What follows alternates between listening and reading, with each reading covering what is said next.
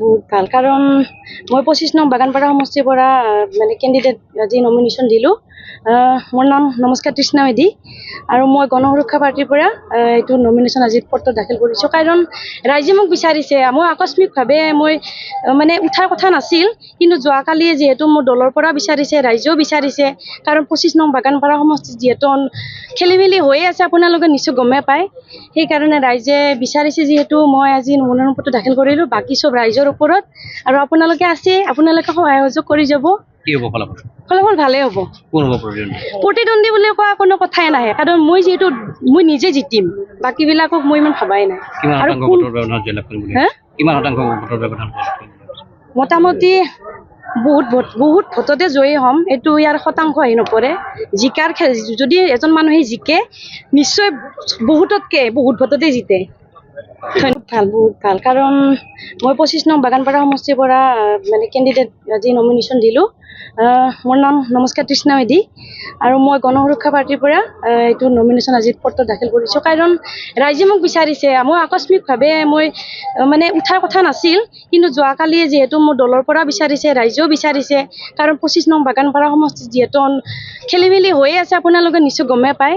সেইকাৰণে ৰাইজে বিচাৰিছে যিহেতু মই আজি মনোনয়ন পত্ৰ দাখিল কৰিলোঁ। বাকী চব ৰাইজৰ ওপৰত আৰু আপোনালোকে আছে, আপোনালোকে সহায় সহযোগ কৰি যাব। কি হ'ব ফলাফল? ফলাফল ভালেই হ'ব। কোন হ'ব প্ৰতিদ্বন্দ্বী? প্ৰতিদ্বন্দ্বী বুলি কোৱা কোনো কথাই নাহে, কাৰণ মই যিহেতু মই নিজে জিতিম, বাকীবিলাকক মই ইমান ভাবাই নাই। আৰু কিমান শতাংশ ভোটৰ ব্যৱধান? মোটামুটি বহুত ভোটতে জয়ী হ'ম, এইটো ইয়াৰ শতাংশ আহি নপৰে। জিকাৰ যদি এজন মানুহে জিকে, নিশ্চয় বহুততকৈ বহুত ভোটতে জিতে।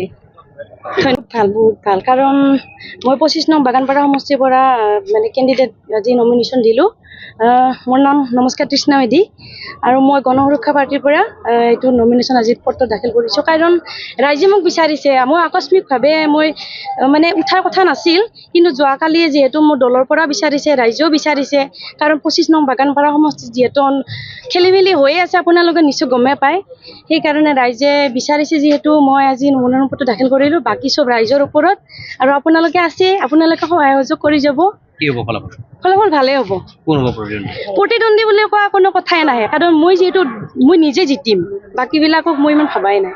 আৰু কিমান শতাংশ ভোটৰ ব্যৱধান?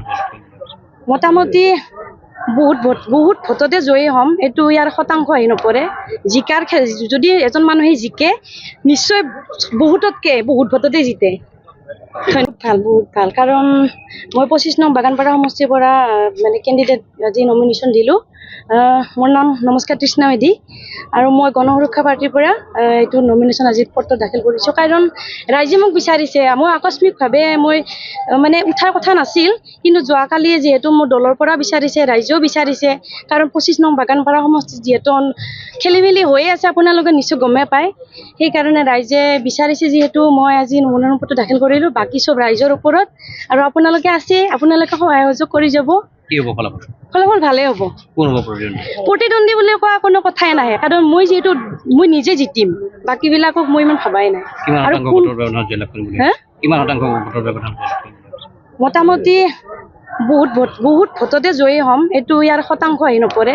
জিকাৰ যদি এজন মানুহে জিকে, নিশ্চয় বহুততকৈ বহুত ভোটতে জিতে।